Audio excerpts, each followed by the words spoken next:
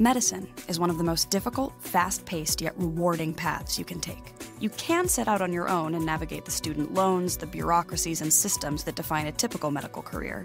Or you can apply for the U.S. Army's Health Professions Scholarship Program and launch yourself into a medical career like no other.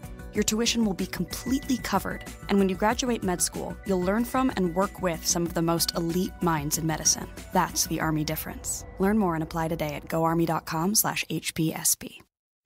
Welcome back to another episode of Perfectly Healthy in Tone Radio. I'm your host, Darren Fatman McDuffie, and thank you for listening. Thank you for listening to this episode, and thank you if you are listening to all of my episodes. And if you're not, please start to listen to all of the episodes. And you can listen to them by going to Blog Talk Radio, iTunes, or Stitcher, and you have access to every episode that I've ever done. And there's some pretty good shows in there. I won't brag on it, but there are some good shows in there that you may want to listen to, especially if you are in the health, wellness, and consciousness. Tonight we have another great show. I'm interviewing actually Ethan DeMitchell, but before I get to Ethan's bio, just wanted to let you know that I will be moving domains. Those of you who have been to my website, imthefatman.com, know that I haven't really written anything on that particular site for a while, and the reason being is that I'm going to be updating my domain, and the new website will be a lot more functional. You'll have access to the podcast. I'm also going to have a store where I'm going to be endorsing some products, because I know that for a lot of you, you want to kind of know what I use, and I'm really into having high quality products, so you'll have access to those products on the new website. And there's a lot more things that I'm going to be doing as well. So again, I'll be moving that domain, and not really going to say what the domain is yet, but know that it will be moving. So when it does, I'll let you know, and please check me out. So today's guest is Mr. Ethan DeMitchell, and let me read his bio. Mr. Ethan DeMitchell is an expert in the field of testing and treatment of adverse food reactions. He is co-author of the Certified Leap Therapist Training Course, and has spent the last 23 years teaching healthcare practitioners effective methods of identifying foods and chemicals that provoke inflammation, and eating plans that help make it easier for patients to manage diet-induced inflammation and symptoms. His contributions have directly helped improve the health and lives of tens of thousands of food sensitivity patients across the country. Ethan is the Vice President of Client Services for Oxford Biomedical Technologies, a leading food sensitivity laboratory, and is here with us today to explain the different ways that food can cause inflammation and inflammatory reactions through things that we eat. Without further ado, Mr. Ethan DeMitchell, and please enjoy the show.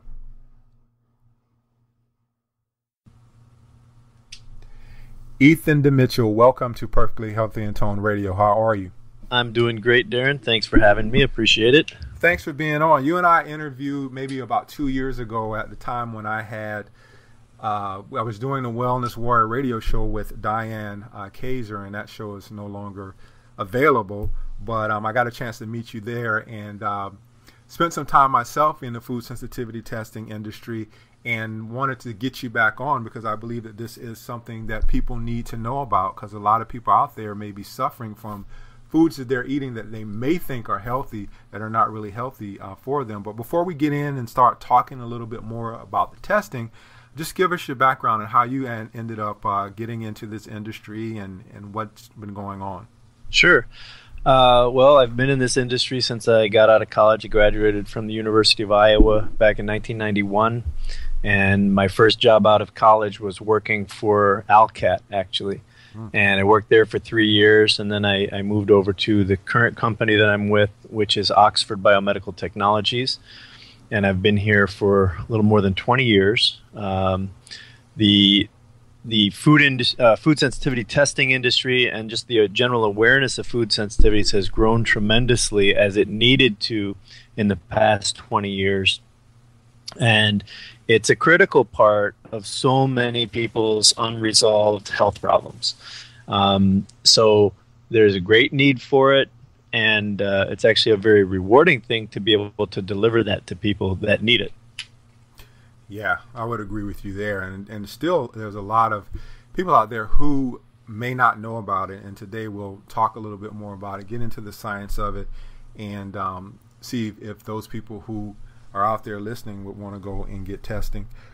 There's something that, since I was able to do my own testing and recommend testing to people, that I tell people all the time, and I say that there are no healthy foods, and people look at me like I'm crazy.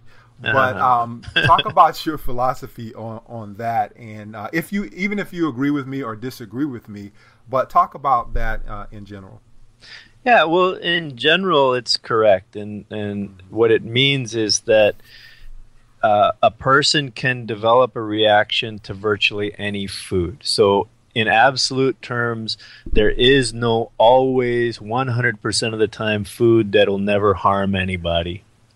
So and that's the perspective I believe that you were coming from, is that it's a person can develop a sensitivity to things which are anti-inflammatory, like salmon or blueberry or garlic or curcumin. Curcumin is the very powerful anti-inflammatory that has tremendous benefits as an anti-cancer therapy. There's a lot of research that's been done on it.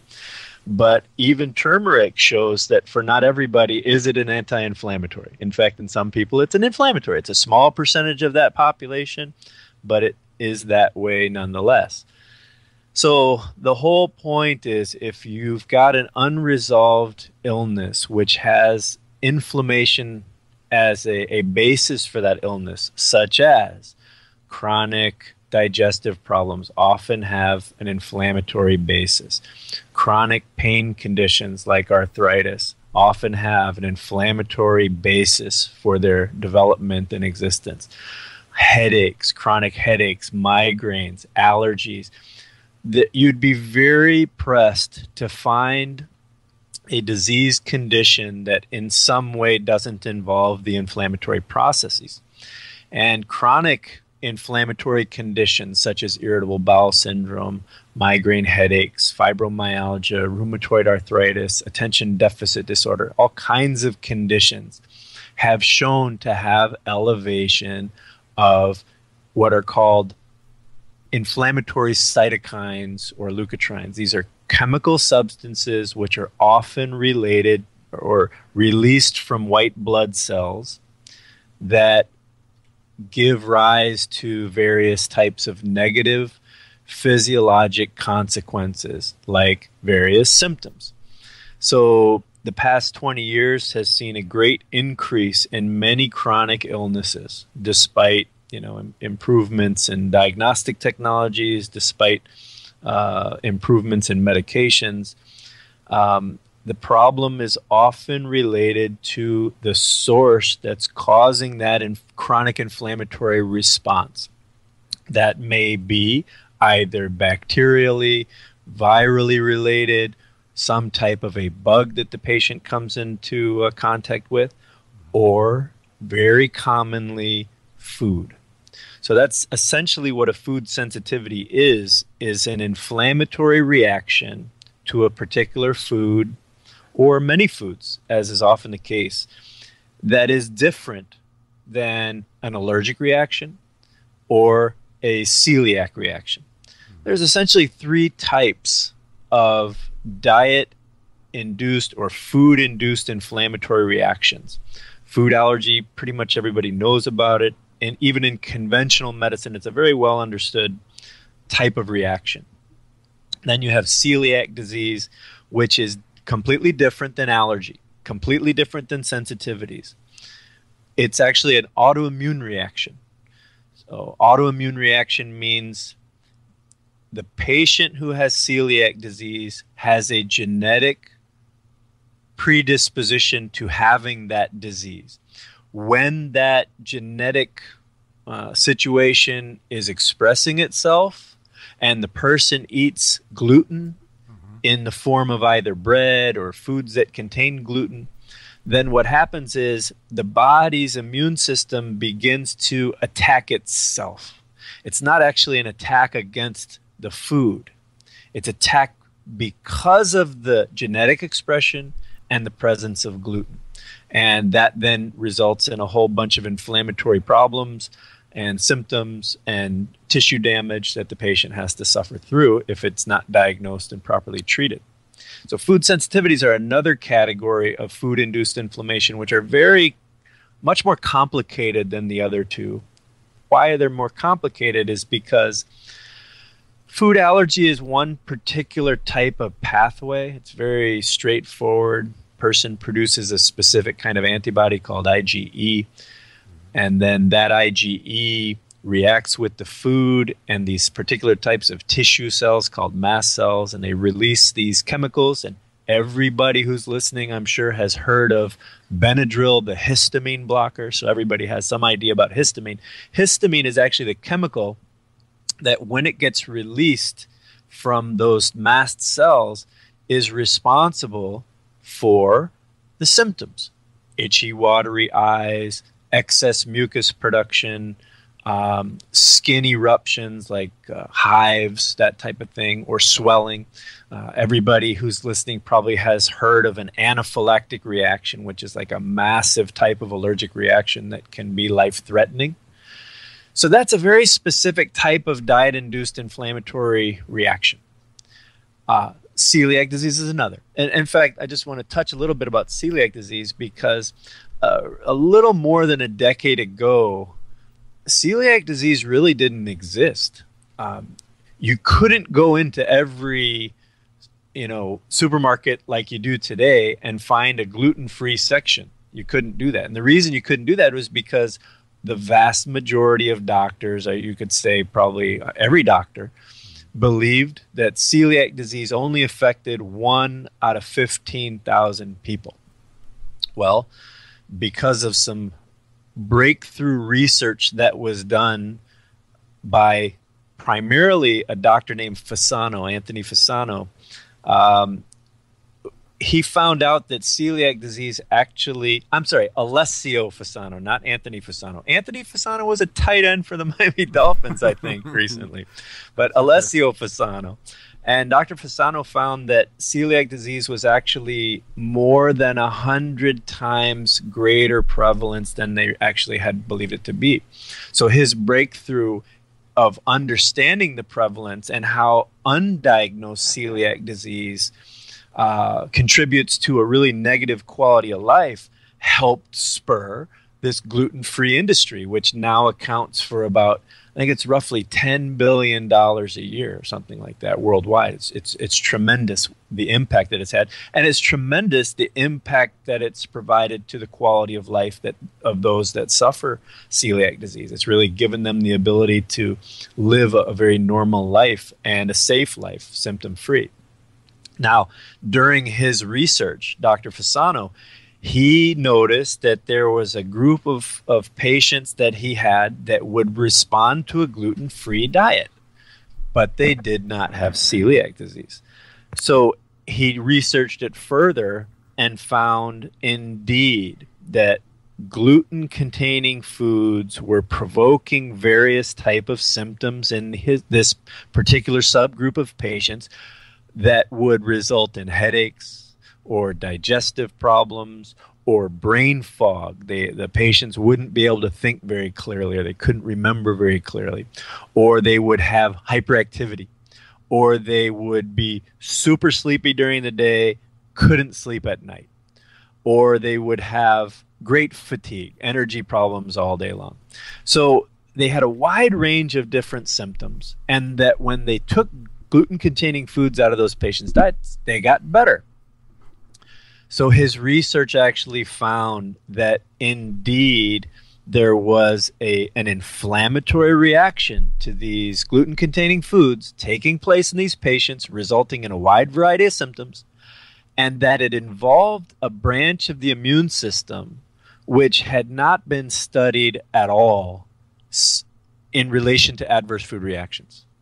So for 60, 70 years, nobody had paid any attention at all to what's called the innate immune system and its role in food-induced inflammation or adverse food reactions. So that's essentially the category that we call food sensitivities. And he coined the term non-celiac gluten sensitivity And gluten is just one of the things that can be a problem. Gluten has pretty much been demonized. You know, everybody looks there first whenever they have some type of unresolved health problem. And I got to tell you, it's really hard to eliminate gluten from your eating plan if you're not extremely careful and knowledgeable on the subject. But the other challenge is that when a person has a sensitivity to gluten, very often they have sensitivities to other things, as you inferred with your initial statement that there are no healthy foods. Listen, we've had so many patients that had clear cause and effect relationship between lettuce and their migraines that occurred 36 hours after eating lettuce. They did it twice. They figured that out with our test, by the way. It was an MRT test that identified that. But that's the difficulty of food sensitivities, is that it's a lot of different ways that it can affect a person. It's not just like just headaches. It's headaches, congestion, plus diarrhea or irritable bowel type symptoms, or maybe they might even have GERD, gastroesophageal reflux or heartburn. It seems like doesn't matter what I eat, I've got all these symptoms all the time.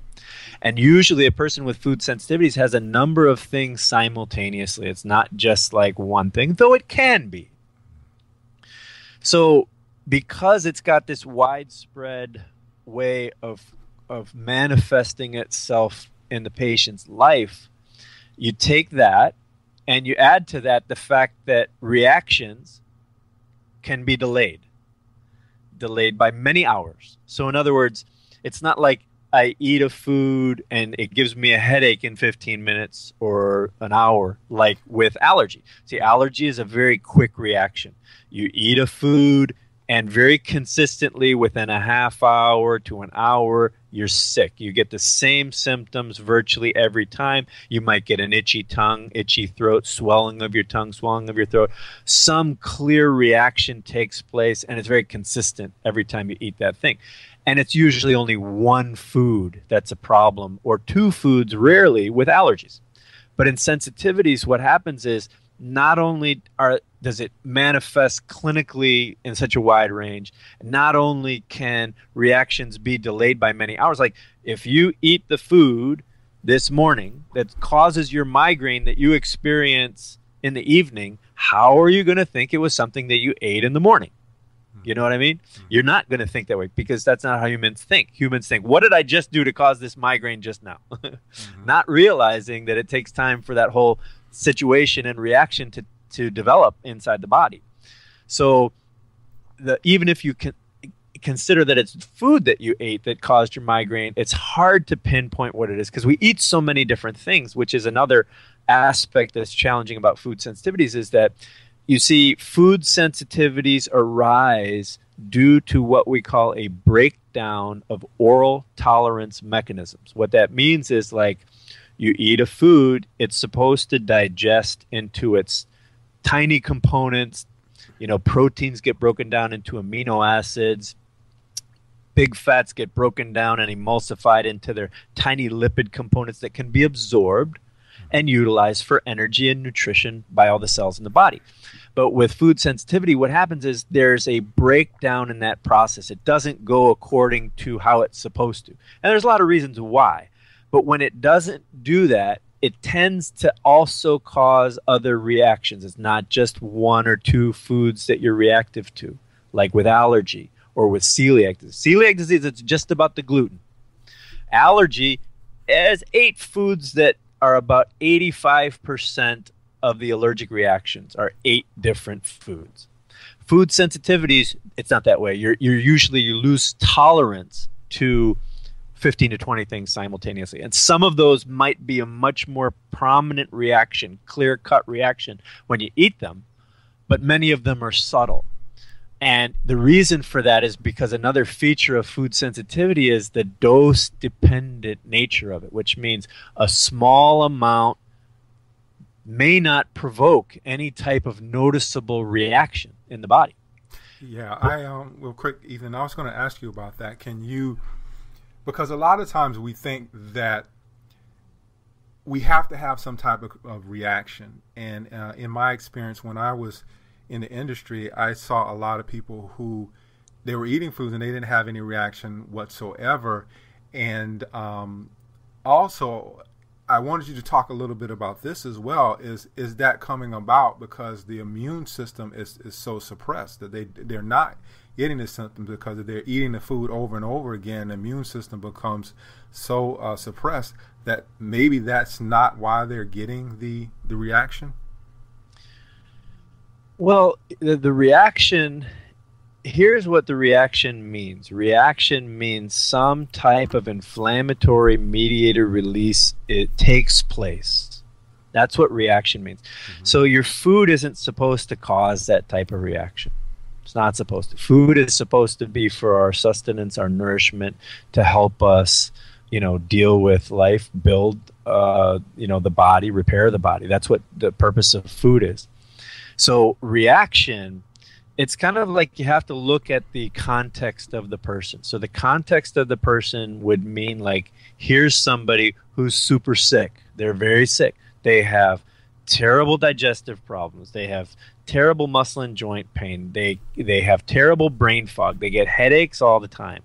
They have no energy, and they are just a mess. That's like one end of the spectrum.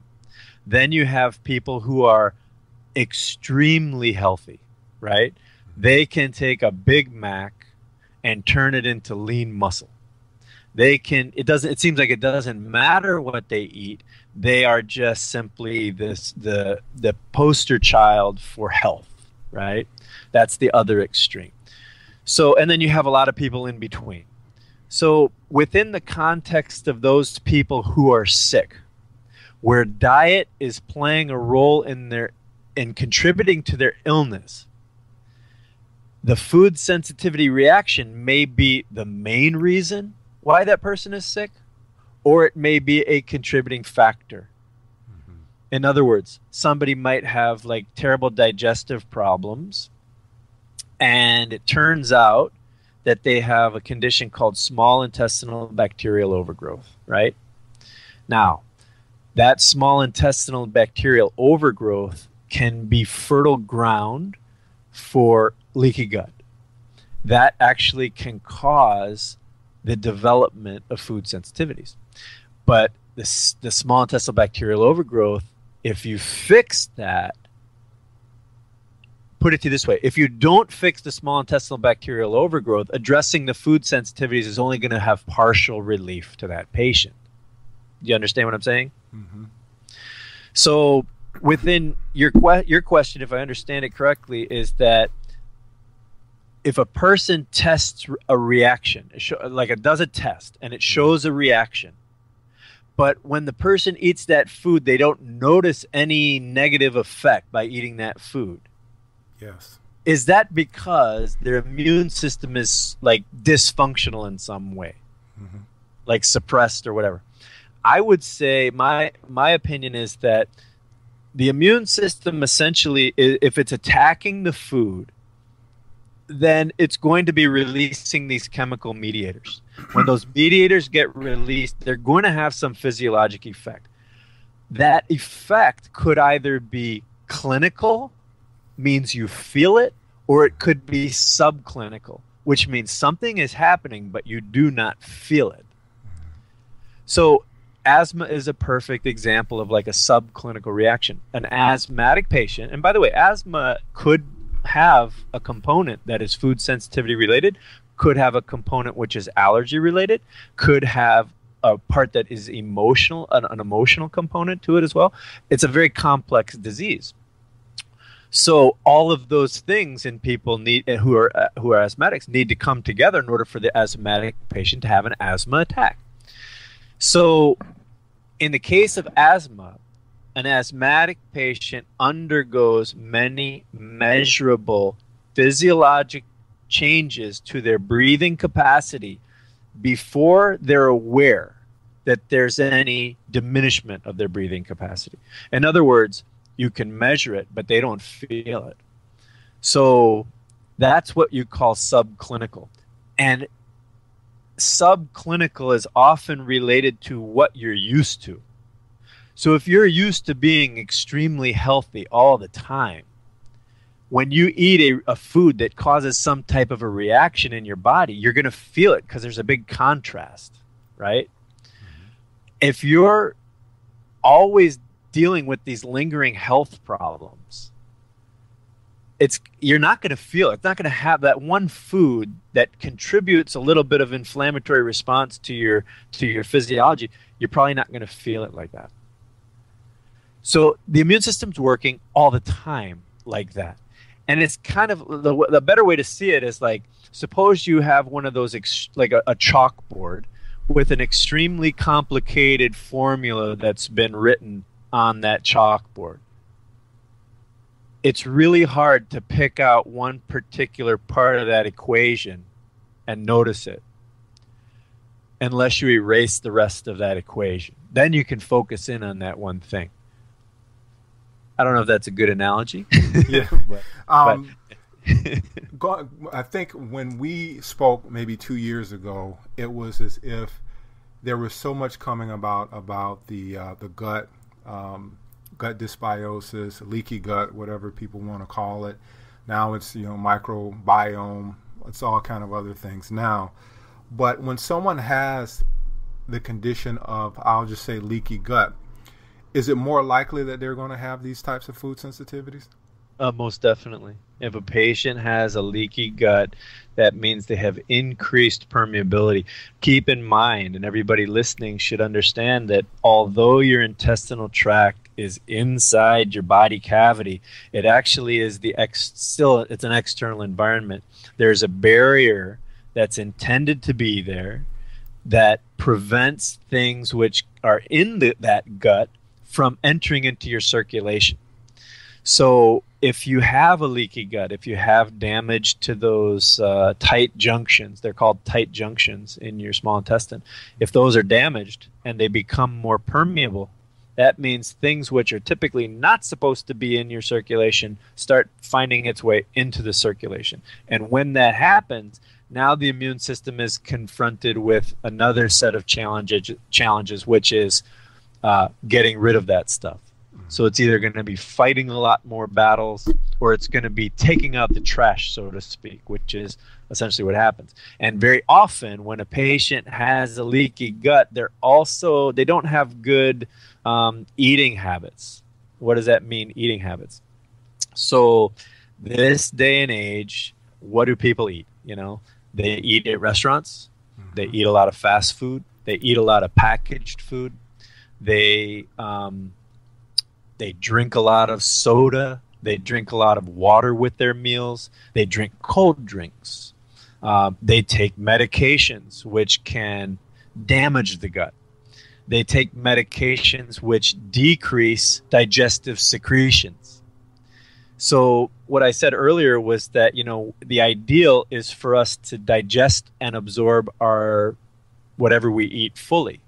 So if you're diluting your digestive juices with too much fluid at your meal and you don't chew your food properly, it will not break down properly. You will not digest it properly. If you have a leaky gut on top of that, then what happens is you start absorbing what are called macromolecules. And it's those macromolecules which is one aspect that leads to the development of food sensitivity reactions. It's a very complicated picture how a food sensitivity and the actual inflammatory response, and it's not fully understood, by the way. I'm not sitting here saying like we know everything, because we don't. But that whole process is certainly an important part, the leaky gut, the poor digestion of the development of food sensitivities. Are there certain types of diets that kind of lend themselves to food sensitivities? I know that we might have people out there who are into fitness and bodybuilding. And when I was into the whole fitness craze, and I can't say I'm a bodybuilder because I'm 6'7", but and I don't have the physique of a bodybuilder. I have that typical long, lanky basketball physique. Yeah. But, I would always look in those magazines and try to eat what they ate. So you're pretty much eating like the chicken breasts, brown rice, and maybe chicken breasts and vegetables, or maybe salmon and vegetables. I guess what I'm getting at is there a certain diet that lends itself to food sensitivities, that may have the propensity to bring on food sensitivities, since because you're eating the same thing over and over again. The only thing I could think of is just that typical bodybuilding diet, because people tend to eat the same things over and over again. Yeah. Well, I'll put it to you like this, is that there are some foods that are more commonly sensitive. Those include wheat, that includes corn, soy, cow's milk, dairy. Those tend to be your biggies, and cane sugar as well. Those tend to be your 5 most commonly sensitive foods. And the reason it's thought to be that way is because those foods are consumed so frequently, right? But I would go one step further, and it's not the frequency of consumption, it's how well you're digesting. Because you can eat the same thing every day, and if your digestion is perfect, you will not develop food sensitivities.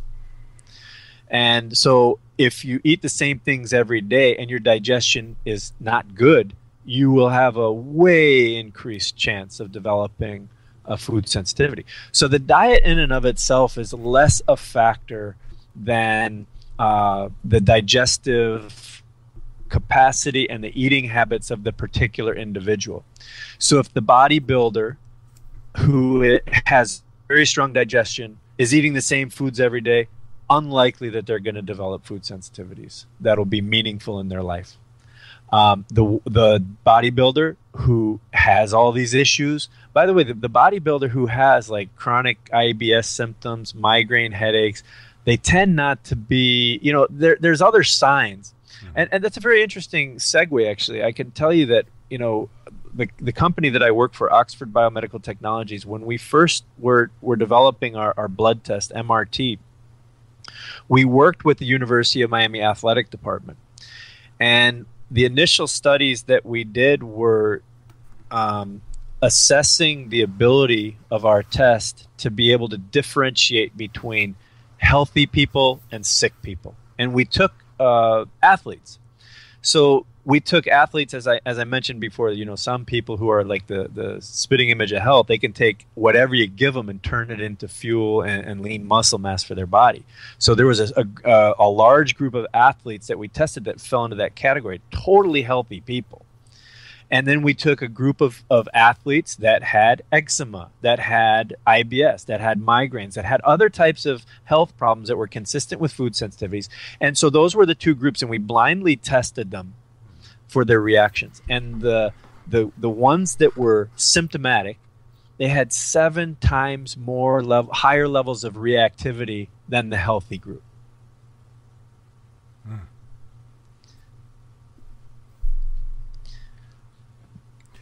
So what you're saying is that, and I wish I would have known this when I was in athletics, because I myself have a gluten sensitivity, and I've been carrying it for years, and it wasn't until I got older in life, maybe my mid-20s, early 30s, that I realized that I had a gluten sensitivity, and it caused me to gain weight and pulled it out of my diet. But maybe, man, it could have helped my performance in athletics if I would have pulled those foods out. And you see a lot of those articles. I remember I saw an article, there was a Olympic swimmer, and we're in Olympics right now, who swore by just eliminating gluten. I think it was a she. It was a woman. I can't remember her name right off, but she swore by eliminating gluten from her diet and ended up winning an event. This was the Olympics maybe, 4 years ago? The Olympics is done every 4 years. So I know exactly what you are saying. Talking about conditions, you mentioned IBS sometimes, and then you mentioned migraines. I'm going to throw autoimmune in there as well, because autoimmune to me is exploding. I mean, I talk to people all the time. I just had someone contact me through Facebook who has an autoimmune issue. And how important is it for someone to get this test done for these conditions that I mentioned? You see, here's the thing about an autoimmune condition is that the testing can be important, no question. But the test actually isn't measuring it. What the test measures is it measures the immune cell reaction against a specific food. And an autoimmune condition is actually the immune system, for some reason, is targeting its own body tissues. So that's autoimmunity.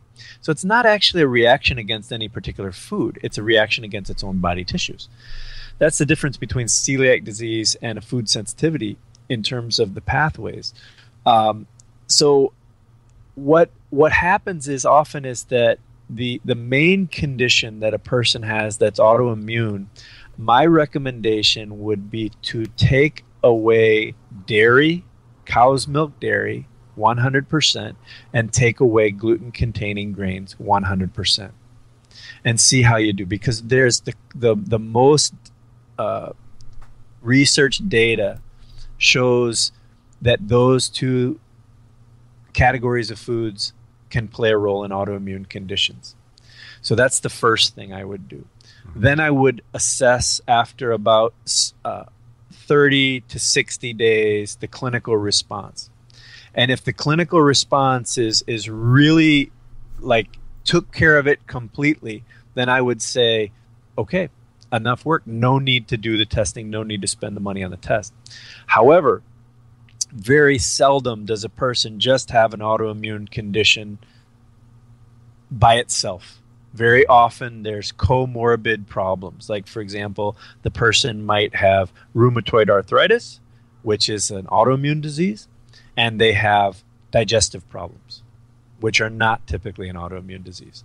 So they would, if the removal of gluten-containing grains and cow's milk dairy relieve their arthritis 100%, and very often their digestive problems don't get better, although it might also, because you can have different kinds of reactions simultaneously to the same food. It's not just one thing. That's what people need to understand. Mm-hmm. But if you've got an autoimmune condition, you take those two groups of foods out of your diet and you do better, but you're not perfect, then you really should consider the testing. Really important. And if you take those two groups of foods out of your diet and you don't do well, then you should definitely try to do the testing. Because a lot of times, not all rheumatoid arthritis is autoimmune. So it's just a limitation of the diagnostic capabilities of medicine today, whether it's conventional medicine or whether it's functional medicine or alternative medicine. We don't have diagnostic tests which can give us all the answers for everything. It just doesn't exist. Mm-hmm. So you have to be smart about it.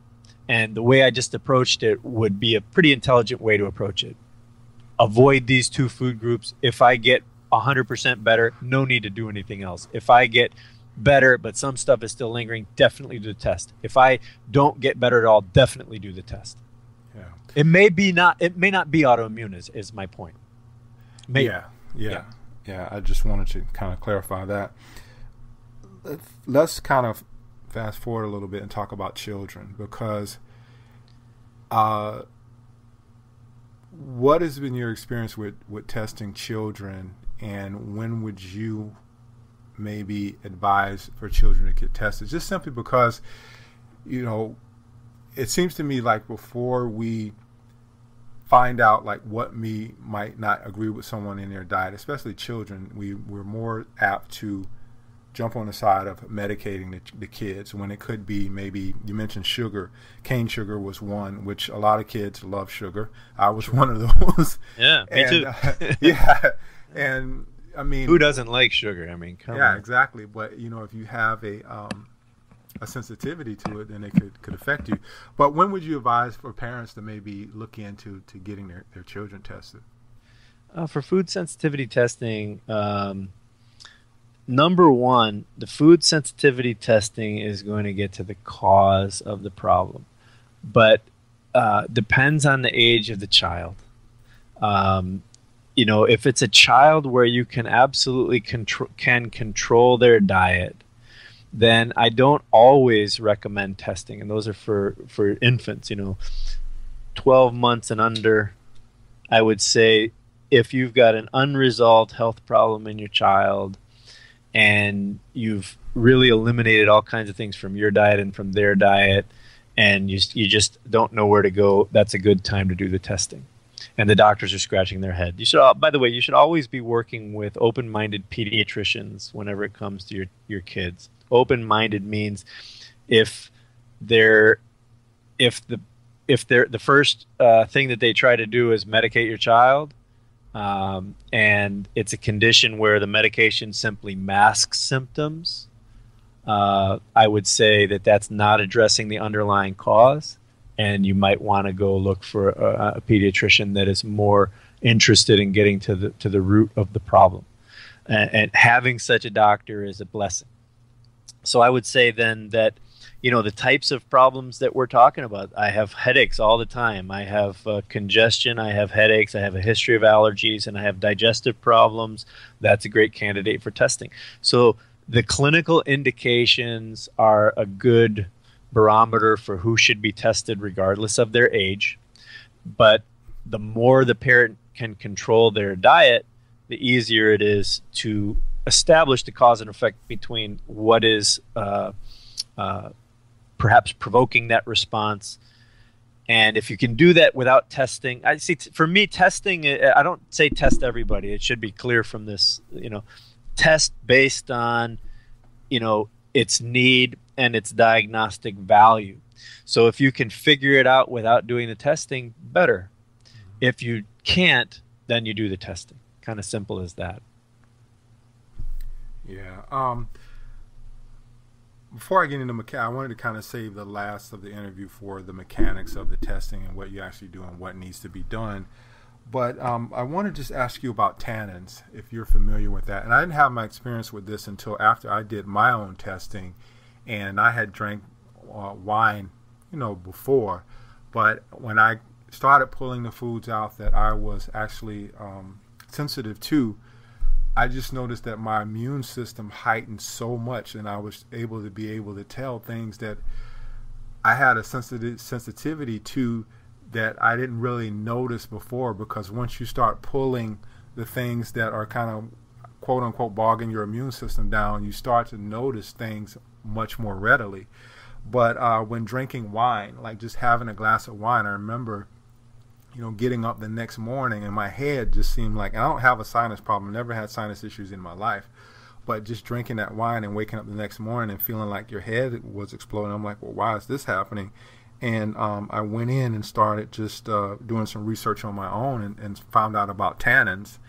And then I came across a conversation. I was talking to an individual as well about tannins, and she was having the same kind of effect. And tannins can be in some foods, but specifically with wine. What's been your experience with tannins? Because I don't think a lot of people really know about tannins, and people that I've talked to with regards to food sensitivity testing as well, they don't really know a lot about tannins themselves.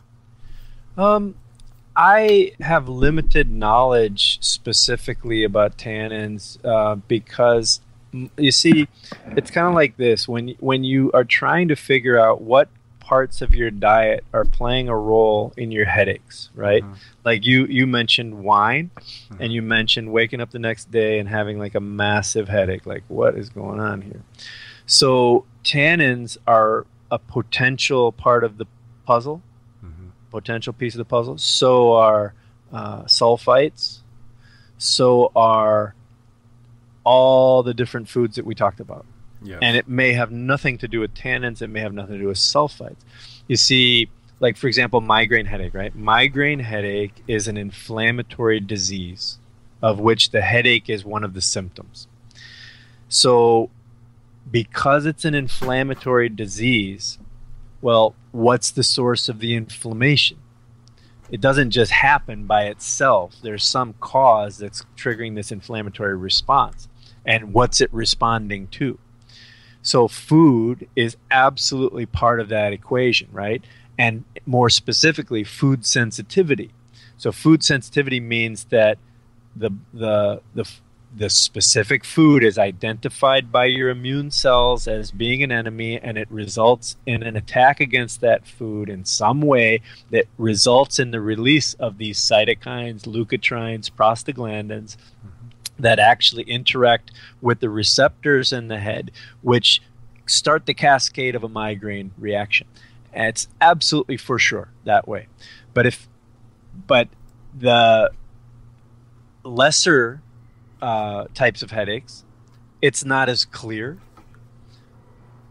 They don't know what the mechanisms are, but certainly foods are part of the equation. As you can see on any major website, go to WebMD, go to Cleveland Clinic website, look into headaches and potential triggers for headaches, and you'll definitely find foods as part of the picture. You'll also definitely find questions about sulfites, right? Or not questions, but sulfites are part of it. They definitely can be part of it. But again, you're talking about how does that sulfite cause a headache in one person or a migraine in one person and not in another? Why is that? And migraine's an inflammatory disease. And what we've found is that the sulfite is actually causing a sensitivity reaction. It's not if you don't have that sensitivity reaction, you don't have the symptoms. So that's why the test is such a valuable thing, because we can test the chemicals that may be involved in this. And for me, tannins are another part of the potential thing. Is the tannin a toxin that causes the release of those mediators? I have not seen data which confirms that. So for me, it's like I put my faith in the testing and in the method of building the diet based on the testing. That's what LEAP is. And in my experience and in the experience of hundreds of dietitians and other practitioners and tens of thousands of patients, it just is so effective at figuring out the cause and effect relationship between what you eat and how you feel. And it takes it, and very seldom do we have, patients that don't really resolve that well, especially with headaches and stuff like that. So my thinking is that the best thing to do, the surest way to figure it out, is to do the testing. Yeah. Now let's talk about the testing for the last couple of minutes here that I have you. What is actually involved with the testing? The testing is you have the LEAP MRT test, and you mentioned mediators.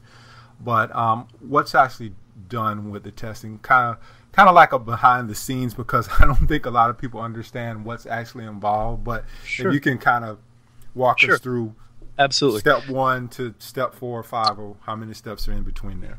Sure. So if somebody wants to get their to figure out if this test is appropriate for them or not, they can actually visit our websites, www.nowleap.com, NOWLEAP.com. We have a complimentary patient pre-screening form that's on our website, so you can fill out your health history. That's a confidential form. Then one of our representatives will discuss your situation with you. If it looks like food sensitivities can help you, or food sensitivity testing can help you, then they would explain the process. And essentially, we would send you out a specimen mailer. You'd get your blood drawn, and then you'd send it into the lab. We would receive it, and then you see it's a whole blood test. And what we're looking at is how your immune system actually, it's like a functional test of your immune cells versus the food or chemical that we're testing. Test 150 different items individually. So 120 foods and roughly 30 food chemicals. And it identifies the degree and quantifies the degree of the reaction that takes place to that particular item. And we then are able to assess what are the highly reactive items, or the moderately reactive items, or the non-reactive items. And from those non-reactive items, we then prepare an eating plan that helps a patient build in a step-by-step fashion an eating plan that gets the most dramatic decrease in inflammation that you can get with any blood test-based diet. So MRT, the beauty of MRT is that it's what we call an endpoint test. So an endpoint test means the reason that the patient is suffering is due to the release of these chemicals, these pro-inflammatory chemicals from white blood cells. So the histamine, the prostaglandins, the leukotrienes, the cytokines, those are inside white blood cells. When they release those from the cells, that's when the patient begins to suffer. There's many reasons why those can be released. We don't care about the reasons why they can be released. We just care that the release takes place. So that's what we're quantifying. We're quantifying the degree of that inflammatory response. And the way we do that is by measuring very carefully with patented technology the volumetric change that takes place in the cells after exposure and incubation with the items that we test. So we test 150 different things, gives those results to the patient, and turns that into what are your best foods. Best foods means from the testing, least reactive foods. And then what are your next best foods? And we have a very specific way of developing an eating plan. But I highly recommend not doing this on your own. I highly recommend working with a practitioner that is educated in this process. We have a number of dietitians who are what we call certified leap therapists across the country. They are excellent at working with the patient's diet and getting the maximum clinical benefit from the testing. It's not just do the test and you'll get better. And it's not just do the test and stay away from my red or yellow foods that the test shows are reactive. It's how do I put together an eating plan? Because very often what happens when people go on an elimination diet is they eliminate the red or yellows, but they don't eliminate all the other stuff that wasn't tested, and they put chemicals in their diet. They don't change their eating plan enough, and they don't know why they're not getting as better as they could. And having a trained therapist work with you is invaluable in that regard. Really, if you're going to do it right. And that means working with really somebody who knows how this whole thing is meant to be done. We developed this process in clinics on thousands of patients. It is not what you normally get when you just do a food sensitivity test, that they treat it like an elimination diet. Okay, stop eating the things that our test shows you're allergic to or you're sensitive to. There's more to it than that. It's not saying you're not going to get better or get results, but if you want to get the best results, you work with a knowledgeable practitioner. Simple as that. Yeah. And real quick, if you can just touch on this, because I know I came across this a lot of times when we've come up with foods that we are sensitive to. People think that you're never going to be able to eat those foods again. Touch on that real quick, and then that's the last question. That's a good point. Yeah, it's not that way. With food allergies and with celiac disease, it very well could be a life sentence. But with food sensitivities, you're often dealing with as I mentioned before about Dr. Fasano, who found out that the innate immune system is reacting. Well, the innate immune system often has short-term memory. What it means is that if a person stays away from the foods that they're reactive to for 3 months, roughly 6 months, between that time, often they can reintroduce that food back into their diet on a moderate basis and not have any type of inflammatory reaction take place.